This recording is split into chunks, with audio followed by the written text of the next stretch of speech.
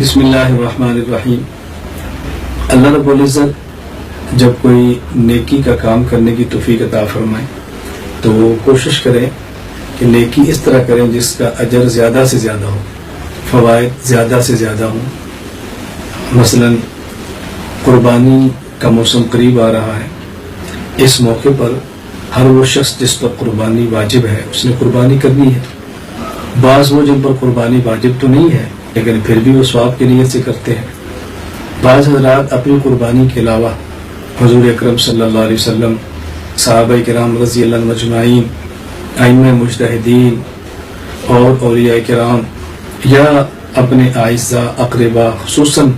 والدین دنیا سے رخصت ہو چکے ہوں تو ان کے اصال ثواب کے لیے بھی نفلی قربانی کرتے ہیں۔ تو اگر وہ اس بات کا اہتمام کر لیں، قربانی کسی اور جگہ کرنے کی بجائے کسی ادارے کو دے دیں، مدرسے کو دے دیں جہاں پر طلباء کرام رہائش پذیر ہیں، جہاں پر بچیاں پڑھتی ہیں، تو ان کی قربانی بھی ہوگی اور قربانی کا گوشت نیک لوگ کھائیں گے۔ حدیث پاک میں ہے، حضور اکرم صلی اللہ علیہ وسلم نے فرمایا لا یأکل مالک الا تقی، اس بات کی کوشش کرو اور اہتمام کرو کہ تمہارا مال نیک شخص استعمال کرے، نیک شخص کھائے۔ قرآن کریم پڑھنے والے، حدیث پاک پڑھنے والے، فقہ پڑھنے والے،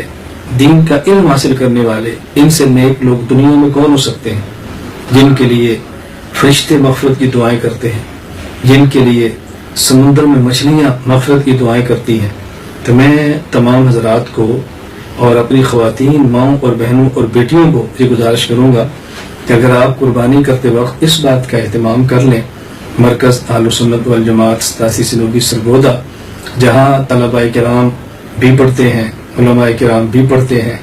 اور طالبات یعنی بچیاں بھی پڑھتی ہیں، اگر آپ قربانی کا حصہ یہاں بھی جوا دیں جو اس سال گائے یا بھینس کے اعتبار سے 10,000 روپیہ بنتا ہے، کوئی زیادہ بھی نہیں ہے، تو اس میں مرکز کے ساتھ تعاون بھی ہو جائے گا اور طلباء کرام کو گوشت بھی مل جائے گا، آپ کی قربانی وقت پر ادا بھی ہو جائے گی، تو اس کا انشاءاللہ العزیز آپ کو بھی فائدہ ہوگا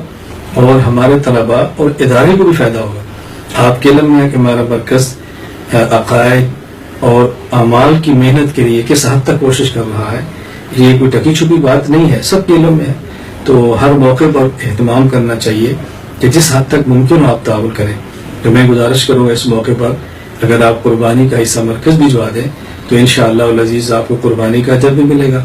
مرکز کے ساتھ تعاون کا اجر بھی ملے گا، طلباء کے ساتھ تعاون کا اجر بھی ملے گا اور عقائد اور اعمال کی محنت میں شرکت کا موقع ملے گا اور اس پر اجر بھی ملے گا۔